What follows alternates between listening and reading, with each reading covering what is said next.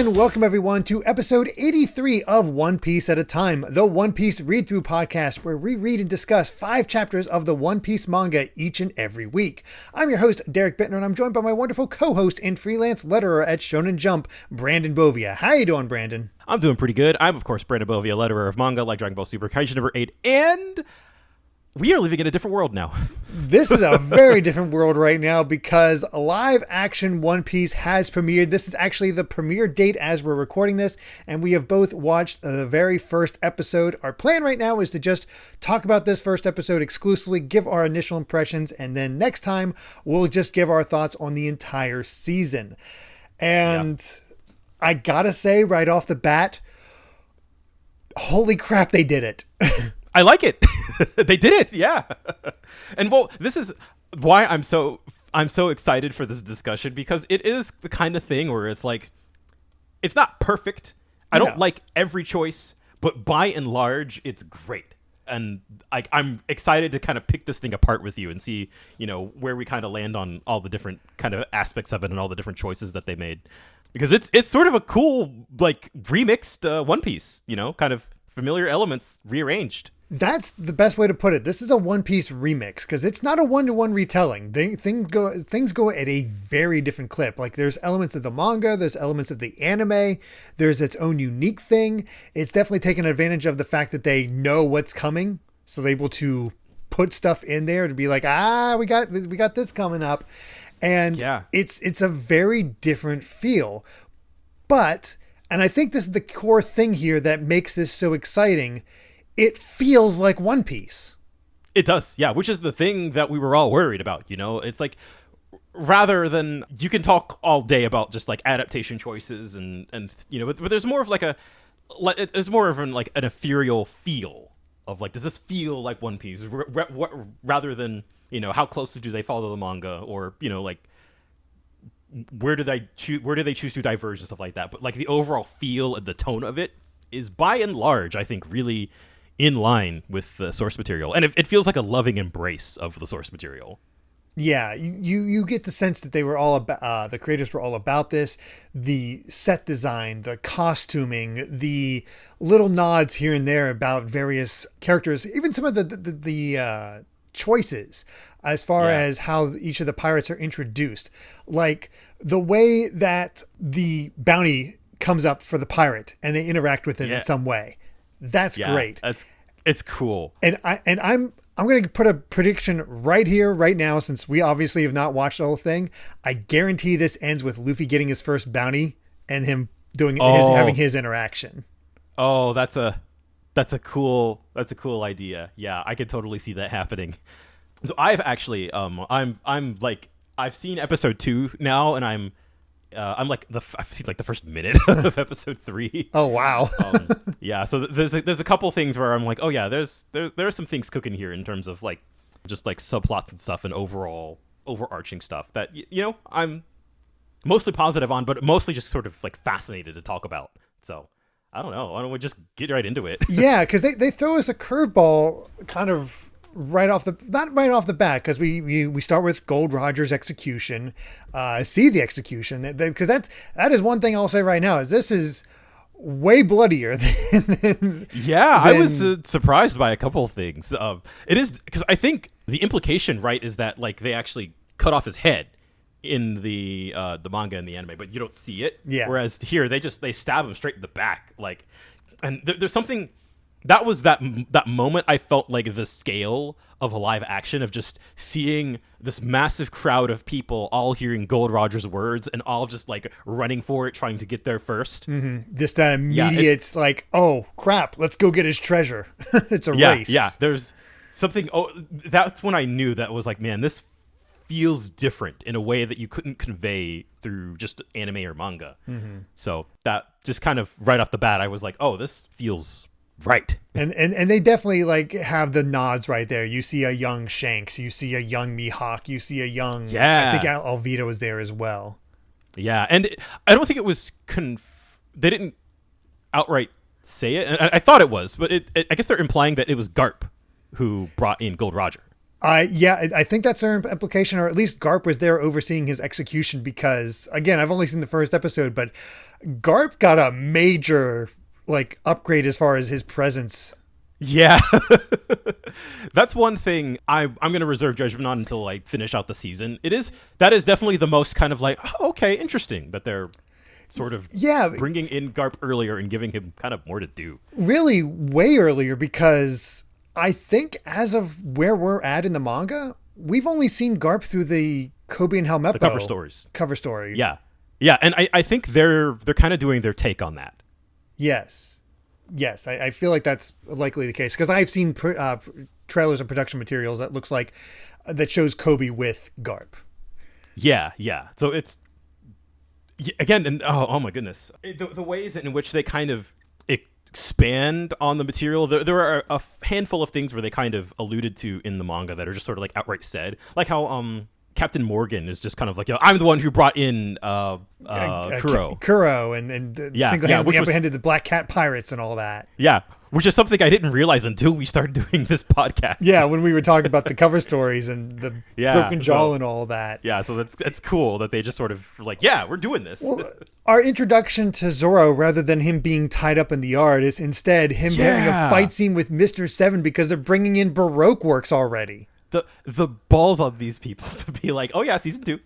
Yep, he's like, here's season 2. We got Baroque's works people. We got this whole thing going on. Even Garp's talking about it by the end. Is like that we're searching for this whole thing, and that's also a statement of like, oh, we're gonna be killing some people in this because Zoro just outright cuts him in half.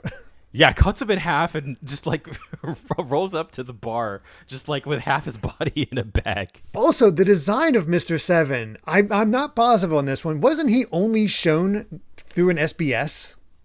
I want to say so, or something like that. I definitely didn't recognize the design. Yeah, he just had the 7 tattoos on his face and the mohawk. I think the mohawk was different. It might have been taken a little bit from Mr. Nine's design in that regard.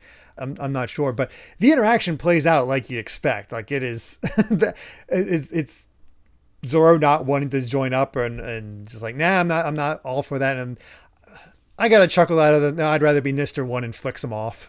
Yeah, which is that I think that was from the manga, right? Where he mentions like once Zoro mentions that yeah, he wanted to be the boss. Exactly.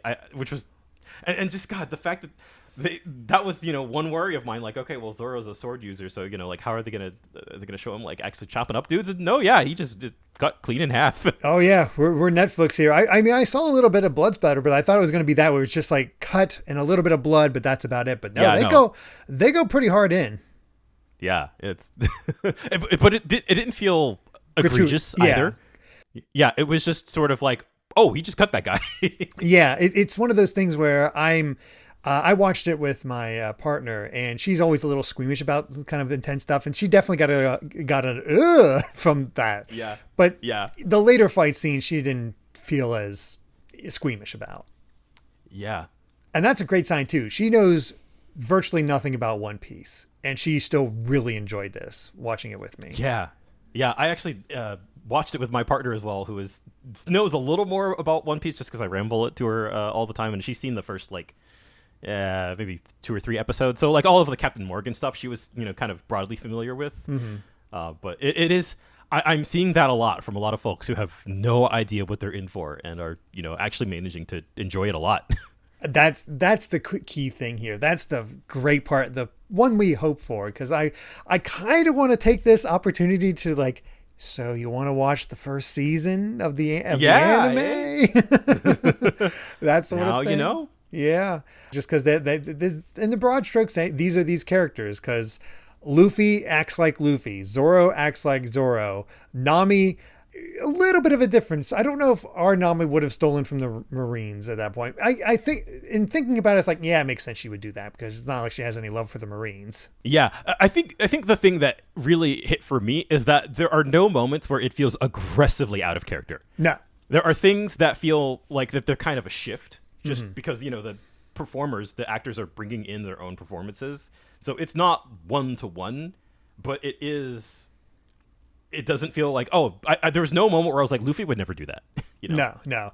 I mean, My God, I was already feeling this from the preview materials, but Iñaki is perfect. He's a gem. He's such a gem. I don't know how they found this kid, but God bless you, Oda, for recognizing it and the fact that they made you laugh, because this is the embodiment of Luffy in live action. It is some of the most perfect casting you could ever ask for, and we don't get that a lot in live action anime. There are some I'm less hot on than others. I definitely like. Zoro might grow on me as he has more time to interact with the characters, but like with the scenes where he's kind of largely by himself or just interacting with Luffy, he sounds more bored than aloof. There is a bit of that, yeah. There is that. I thought they did a pretty decent job with him at the rice balls. Yeah, yes, I really liked that. I want more stuff like that. Yeah. I thought that was a nice little sign of his backstory and all that. I liked the adaptation as well, rather than sugar, which like, okay, what's the difference? What's a rice ball? Putting chocolate on it, that communicates to an American audience. For a worldwide audience, it's like, I don't think that goes on rice. Yeah, exactly. It is much more of a strong visual element, which I think this adaptation has a lot of really strong visual elements. I was a little disappointed that they didn't have like the statue of Captain Morgan in his kind of marine base, but like the poster, and you see the poster at first, and I'm just kind of like, that's a little bit funny, but I missed the statue. And then as you see explore more and more of the marine base, you're just like, oh no, he's everywhere. That's hilarious. Yeah, and even in his office, there's a small statue of him just carrying a child, not even his own child, just a child. Yeah. so that stuff manages to come across, which it is just like a little bit different, but yeah. Well, the pacing as well is that this first episode covers from Luffy's introduction, Alvida, and then pretty much the entirety of the Morgan arc, getting all that established, while also sprinkling in some Buggy characters, and of course setting up Buggy for episode 2, I assume. Yeah. And just getting that further. And the way they're doing that is like, it doesn't feel rushed, one for one. I never felt like it was rushing too fast. It was like, no, this is about as much time as you really need to spend with this stuff. And the Buggy setup actually makes sense, because in that, Buggy had a map to the Grand Line. That's why Nami was trying to steal it from him. So they just remixed it. So instead, she gets it first, and that's why he got the because he was sort of planning it. Which is why you see what's his face, Kabaji in the bar. Yeah, because they were kind of. It's interesting seeing the Buggy crew like, okay, we're planning this heist. Yeah, basically, and then Luffy one-ups him, and that's why he's mad at Luffy, and like that whole thing ends up really making sense. Mm-hmm. And I love the line, they must have been planning this for months. Yeah. That feels more One Piece than anything. It's just you're walking in, you're causing chaos, and you're getting the heck out of there. Oh, Luffy as the agent of chaos is perfect. Yeah. In this, my one little hang up about the using the map to the Grand Line is like I find it fascinating, more so than like irksome, that the Marines have it as sort of like this huge thing that's under lock and key. Because it makes it feel more important than I feel like it ultimately is, at least. Yeah. My expectations coming from the manga, at least. It makes sense if like the map to the Grand Line has, I think it will end up being kind of like the overarching kind of plot device to tie all the stories together. Mm-hmm. Yeah. I don't think is like a bad idea as much as where they start it and having it like this, knowing what the grander world of One Piece is like, having just like, oh, we have to keep the map to the Grand Line under lock and key. It's just like, I think most people wouldn't want to go to the Grand Line anyway because they'll die. Yeah, you definitely get that sense. Unless you already live on the Grand Line, I don't think you want to go to the Grand Line, especially if you're coming from East Blue and just getting all those explanations. That is a nitpick, though. Yeah, it is very much a nitpick. This is something for new reviewers to make the Grand Line seem like an important place. That is an important thing too, because in the manga, you're mostly relying on dialogue. You're mostly relying on like characters telling you that the Grand Line is really, like you don't want to go there. That's a really important thing. It's a place of death, and we just get that whole first arc of being like slow mentions, and then somebody coming back from the Grand Line, and they're like, "Oh my God, this guy seems so powerful, and he was destroyed by one guy. What the heck is this place actually like?" Yeah, I'm interested to get to Don Krieg to see. Yeah, I'm curious how much of Don Krieg's going to be there, because I've seen Arlong at the Baratie, and I'm like, I'm trying to like mesh that in my head. Yeah, I really think this is just going to be a case of like they are weaving in kind of all of the disparate elements of the East Blue arcs just to get the like transition cleaner for, you know, an 8-episode TV show. Yeah, rather than just okay, it's this thing, clean break, this thing, clean break, this thing. Like it's more like the end of the Brate arc because of Nami leaving and them having to go after it. That's when it's the first time it really felt like one arc led to another rather than just this is our single adventure. As you said, Zoro could be a little wooden so far. I'm going to give him the benefit of the doubt on that one. I think when we have the full crew together, when everybody's bouncing off of each other, I have more hope that I think everybody will start to, you know, their performances will really come together. Yes. And I think also seeing Luffy interact with each of them also, I think, brightens them a little bit. Because as you said, Zoro on his own is fine. He definitely has the badass quality down to him. They definitely did their job of making Zoro look cool. And I loved my partner's laugh when she saw Zoro put the sword in his mouth. It's like, that wouldn't work. It's like, you just kind of go with it. I'm glad, cause this is such an eye-rolling thing for me in so many kind of like adaptations in media and stuff where they kind of try to like lampshade like just like commonly accepted elements. Like how I was expecting the worst because I remember seeing the line from the trailer where, you know, Luffy's just like, you know, like a hero's gotta call out his special attacks, and I'm just like, ugh. But it ended up in context not feeling that like groan worthy, or like how it never felt weird when Luffy called out his attacks, you know? Yeah, or Luffy, he's like, man, I'm just, you know, I can't stop thinking about Zoro, and he's just like, where does the third sword go? And it's a very simple, just like, oh, that's where it goes, or like how you know, he's like, why do they call him Axe Hand Morgan? And then he sees Axe, he's like, oh, you know. I think that works because he's kind of that audience surrogate. They made Luffy more of an audience surrogate where he's just like, oh, that's weird, but it's cool. Yeah. Yeah, it feels really positive as and it's not smarmy. It's not like, oh, you see, he's got an axe hand. Like, oh, that's where his third sword goes. It's just more of like Luffy is a genuinely curious character, and he's excited about seeing all these things. And, you know, like that excitement, I think, it makes the audience also excited, and it sells you on the setting in this world, which I think they did a really good job of, which is not easy. No, it's definitely weird. Not easy, because they always, like I said, they made this more brutal. Like they made Alvida seem way more brutal than she was for the little bit that she was there. But the other thing is that I like the change of, you know, her whole thing in the manga was how beautiful am I? I am the most beautiful. And they changed that here. They changed it to who is the most fearsome pirate. She's like, she just has more of an ego about herself, about how she feels notorious she is. Very threatening and powerful.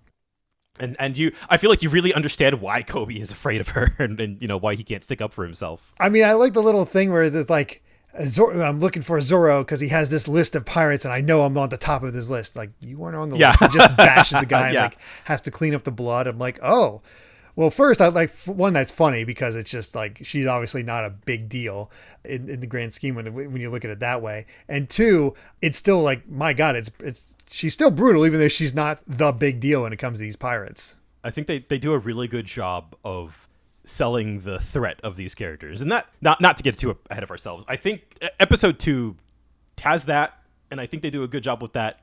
Although it does, I'm a little more mixed on it, but I understand why they made the choices they made. Well, Buggy's going to be a lot trickier, for sure. Yeah, exactly. I understand what they like. I understand the approach, and they did the best with it. But yeah. But, yeah, I'll see what I think when I get to that point. Nami, also, I really enjoying the Nami actor. She has that sardonic, like early Nami, really down pat. Yeah, I love how they're really emphasizing her, just like her trickiness. You know, the way that she just beats a Marine guy over the head to steal his clothes, and just like constantly like social engineering her way through every situation until she meets up with Luffy, and just like, oh God. Yeah. I do love the of all things, the first guy that she steals clothes from. Like, she's like, "Hey, you're the lady who stole my clothes." Yeah, and just like, too tall. When the first guy tries hitting on her. Yeah. Yeah. The way they interwove Nami into sort of the Morgan stuff is honestly like it's really brilliant. Yeah, because I forget if in the anime if she showed up in the Morgan stuff, because I know Nami showed up way earlier in the anime. Yeah, than the yeah. manga. So in the anime, she showed up during the Alvida stuff. Mm-hmm.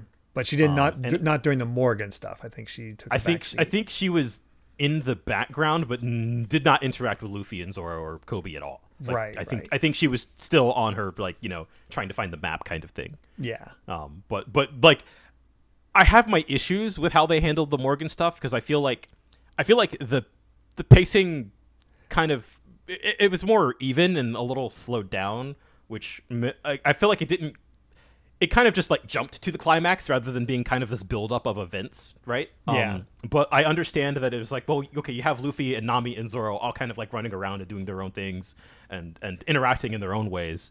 So it was more like I like the end result, and I like a lot of the individual elements, but it definitely it left me feeling a little bit like I still think I prefer the manga's approach to this stuff, but a little bit. Like, it was you get more. It was interesting in its own way. Yeah, you get more of the fun aspect of it, but this is obviously the key thing they were trying to do by the end of this first episode is to get the crew established. Yeah, which is not easy. No, I want to make sure like I praise them for that because by the end you have Luffy, Nami, and Zoro all like fighting together in Morgan's marine base. Like pretty it's cool. Solid action scene. Nami's right there in the fray. It's pretty awesome to see that. And yeah, honestly, I was like, oh, they actually made Morgan a threat. Yeah, seeing them all kind of like fight together, like it was really cool. Yeah, it wasn't. They really do. Yeah, in the manga, they just kind kind of. Yeah, exactly. And I love that you can kind of see like Luffy and Zoro fighting together, but they're really, they're kind of like fighting around each other. Haven't quite meshed yet. Exactly. Yeah, and I would like to think I'm pretty harsh when it comes to like fight choreography and a lot of Hollywood stuff. Like, most of it just doesn't do anything for me. But the way that like the choreography was very clearly blocked and just really, it felt like. Well, for one, you could always tell what was happening on screen, which is as far as like Hollywood films go, like that the bar's on the floor. So yeah, they did a good job with that. But I really appreciate that they really kind of leaned into each of their individual abilities. There are a lot of really fun and creative ideas that are new, that are like, okay, this is how they would use Luffy's abilities in this situation. Like it felt fun and fresh, but also faithful. Yeah, man, just absolutely. It was a fun fight scene, very entertaining. And I wasn't sure about how Meppo at first, how they treated him, but by the end, it's like, okay, they nailed him. That I was dying when he was playing with Zoro's sword. Yeah, posing with the sword, butt naked for some reason. I know. I was like, Amy's next to me. It's like, he's naked, isn't he? I'm like, no, he's probably just his shirt off. And like all of a sudden, butt. I'm like, oh no, he's naked. He's naked. Yeah. Like, I love it. And I think it's also a nice touch that Zoro turned his hair into more of his manga style rather than the long. Yeah. Luffy's like, what happened to his hair? It was a lot of fun. Like I did not expect to see man butt in the first episode. My God, they made it work. Now, if I do have to criticize one thing, and I was feeling more strongly about this at the end of the first episode, but now I sort of see where they're taking it. I do think the Kobe stuff resolved really fast. Way too fast. Because Kobe didn't have anything to do. It was just sort of a decision and punching out Helmeppo. Which was nice. Punch out Helmeppo was nice. But I feel like you lost sort of the emphasis on like there's that line from Luffy where he's like, there's good pirates and bad pirates and there's good Marines and bad Marines, and that was kind of it. Whereas in the original material, I feel like it's Kobe kind of coming. He's like gaining his resolve. The events of the Captain Morgan stuff. He's just that is his resolve to be a I'm going to be a good Marine, and it really was just kind of like, all right, bye. Yeah, I think that the thing that they, because of the trimming that they couldn't do this time around, we didn't have a Marine in with Morgan showing that. No, he's just crawling up his own ass, and he just like nobody, like everybody's more scared of him than anything else. You didn't get that sense here. It was Morgan just sort of the other thing. Being all about himself. There wasn't that opportunity to be like, no, I will stand up to this because you guys are being Marines in the wrong way. Yeah, they really didn't touch on the fact that like the average person in that town hates Morgan, and they're like, don't speak his name. They're all afraid of him. But that really. Like if something had to get cut, it would be that. so I understand. But I think that's where Garp coming in is going to help. Yeah, I think having watched episode 2, I sort of I see the vision. I see it now, but I'm not on board with it enough to be like, yeah, this is what I wanted. But yeah, I'm not sure if it's better, but I understand the choice. Yeah, which is I never thought I'd be saying that. Like, that's the thing. There's nothing about this adaptation where I'm just like, I hate this. This isn't One Piece. This is wrong. Mm-hmm. It's a lot of things that are really good, and some things that I'm just like, I raise an eyebrow. I mean, I was shocked that this first episode did not cover all of Luffy's backstory. Yeah, that's another thing. I think having seen it all now, I wish that they had just done it all at once. I understand why they didn't, because there's only so much time, but it is a really crucial thing that you have to include. You cannot cut it. Yeah. And it really is just more of the structural thing. Like, this would have been fantastic if it was all just one scene, but it is a lot of pretty good individual scenes. And maybe that's just because I knew it was coming, and I was wondering, like, okay, they're kind of stretching this out, no pun intended. So I'm kind of like, are they gonna mess with my expectations in any way? And I'm sorry to spoil it for episode 2. They really don't. Yeah, it's about what you expect. The backstory. Yeah, it is. I imagine it wouldn't change too much about that. I love that they introduced Rue by having that piece of meat in his mouth. Yeah, I was so happy that they did that. That's the thing. Like, Shanks' crew has been translated just brilliantly. I love Yasopp all of their right design. there, front and center. Yasopp looks so cool. It's the crew's translated pretty well. Luffy being just on his own, like young Luffy, works out very well. The live action kept something that the anime didn't, with Luffy stabbing himself under the eye. And I love the little line, like, I was aiming for my eye, but I missed. I was aiming for my eye. Yeah, just pretty great. And then they had a song playing in the background that hasn't been covered where we're at in the manga yet. But, oh, okay. Yeah. I was like, oh, they're doing that. I didn't even realize. Really cool, I think because I was my son was running around. It was just a little harder to hear certain things. I had the subtitles. Well, and if you've just read the manga, you wouldn't know what the song sounds like. I guess that's a good point. The song's taken from the anime version, but the song is in the manga too. Oh, okay. That's a thing we'll get to when we get to it. But that was like, oh yeah, wow, that's neat. They definitely have their deep cuts.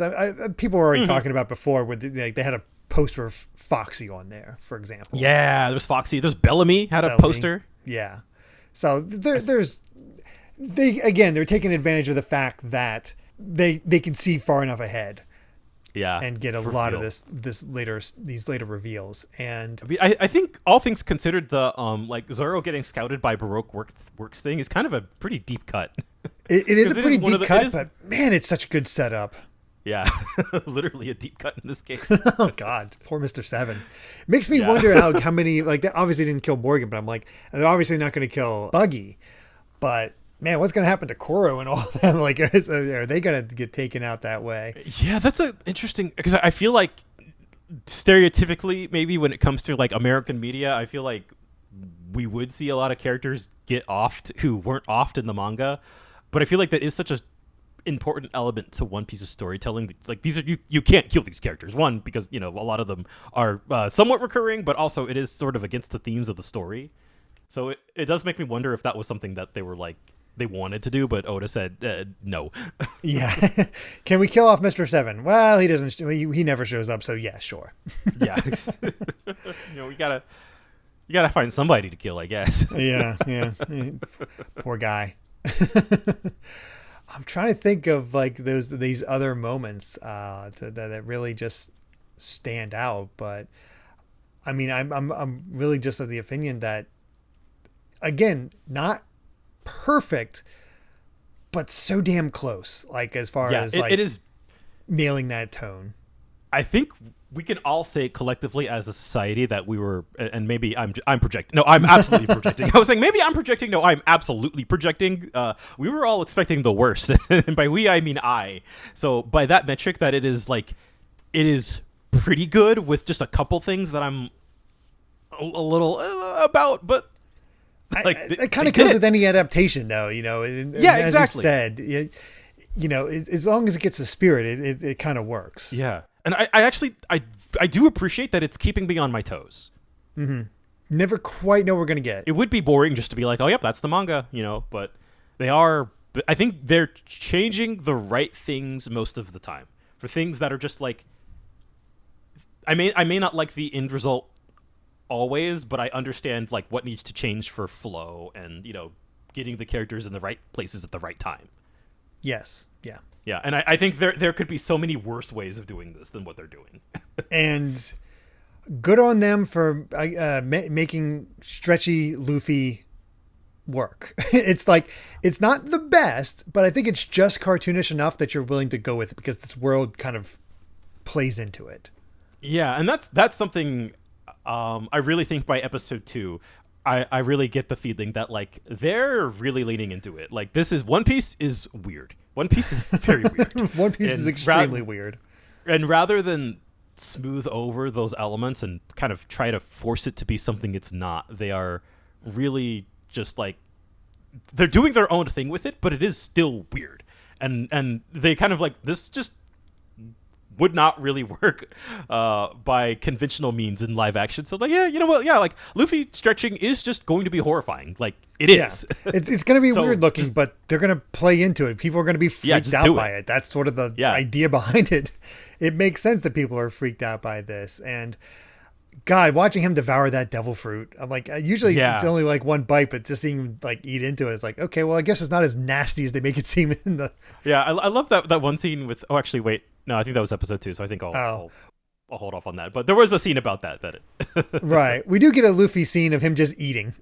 And I'm glad they kept that. Yeah. I mean, I really think, other than the fact that it's like split up across 2 episodes and sort of like cut back and forth, the Shanks Luffy, like the backstory stuff might be my favorite stuff in the live action so far. It is really good. It would be by far my favorite if it was just one scene, but even in spite of that, it is it really feels like it has the heart of One Piece intact. The first episode was already pushing an hour. Yeah, that's true. So it makes sense. They had a lot to cover, so I get it. They did, and they made a point of keeping Kobe around. They made a point of like getting all this because you could have started with him arriving at the Marine base and hearing about Zoro or something like that. But no, it's nice that they kept Kobe and have him getting in the barrel and just, again, it's character building for Luffy because very quickly Amy was like, I really like Luffy.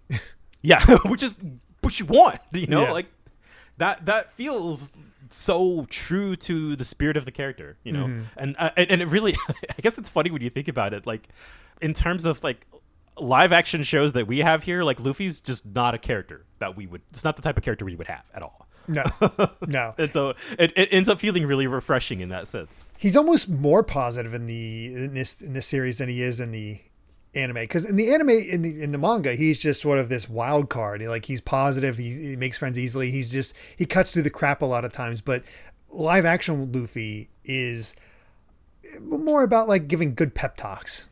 Yeah, and just, I mean, I really appreciate that they kind of, he does kind of cut to the core of like, hey, what do you want to do? Like, this isn't what you want, right? He had conversations with both Kobe and Zoro of just like, what do you want? It's not this, right? Mm-hmm. And I like that Zoro has that crisis, like, do I just leave or do I help these guys out? I'll help them out because he helped me out. Yeah. There's a lot of, the characters are making really meaningful choices in that way. Mm-hmm. Yeah. I mean, is there anything else you can think of to talk about for just the first episode? Obviously, it'll be a little bit meatier once we cover the entire series, but just for this first impression of the first episode, I wanted to get that out there. And obviously, you guys will see this depending on when I release it, but if I'm able to, I might try to put this out as early as possible just to get it out and ready to go. I would recommend that if you can make it happen. Yeah, I'm going to try. I still got to get the previous episode. As of right now, finish the episode I'm already editing, but get another one. So we might get a double bill depending on my time frame. Yeah. So that would be cool. We'll see. Yeah. I cannot fathom that I'm excited. I want to watch more. I'm so excited to watch more. I'm going to be watching one a night up until we get to the next episode, but I'm excited for it. I'm excited for my partner to see it, more of it, and just see what she thinks, and just. I'm a changed man. I know. I remember hearing about this like, oh, this is never going to work, or seeing productions like, okay, the production looks pretty decent, but it's not going to work. Like, it's just, you're so positive. You're coming off of the back of, Cowboy Bebop, and you're just like, oh, and just like, I don't necessarily want to frame things like, oh, it's broken the live action curse. I don't want to frame things in that way, but like, this is definitely the most like on board I think I've been for one of these. Either from America or Japan. I think so. Yeah. Because Japan doesn't always get these live action adaptations right either. I know that for a fact. There's a whole bunch of them on Netflix, and they're also mostly bad. The Full Metal Alchemist ones are awful. I've never bothered to watch the Full Metal Alchemist ones, but I have heard that they're pretty bad. And Death Note, the Japanese Death Note thing was fine, but not great. It's I've not seen funny the Netflix one. That all these animes that would make much more sense to work in live action didn't, and yet One Piece, which should not work in live action, kind of does. They ended up nailing it, and maybe that is sort of the secret, like, because it is something that is so wrong that they have to work harder to get it right. Mm-hmm. I don't know. And Oda's right there too. I think that maybe that's another part of it. Seems like he was pretty heavily involved in this, which obviously helps a whole ton. Mm-hmm. Although again, that's not a guarantee. A silver bullet. Yeah. There are plenty of other things like Oda's involved in most of the modern animated movies for the past kind of 13, 15 years or so, and they're not all winners. None of them are as bad as movie 3 or movie 5, right? But yeah, it isn't just like, oh, Oda's involved, so this is going to be perfect and amazing always, but it is good. And that's more than what I was bargaining for. I'm excited to give our thoughts on the full thing, but for now, I believe we've said all we wanted to say about the first episode of live action One Piece. Thank you so much for listening, and you can find more of my ramblings and stream VODs over at BitNerd Games on YouTube, or BitNerd with an underscore at the end, on Twitter. And Brandon, where can everyone find you at? I'm at Brandon Bovia on Twitter, talking about anime, manga, games, and my job, and this now apparently. Haven't posted my feelings on it yet, but they'll be out there. You'll see it. Oh yeah, for sure. And if you'd like to help us out more, you can support the podcast over at patreon.com/Derek Bittner. That's DERRICKBITNER, to listen to the next episode ad-free 3 days early. And make sure to return next time as we take a break from the manga once again and continue to chat about the entire first season of the live-action One Piece series. So until then, my friends, bye. Remember to take real life one piece at a time.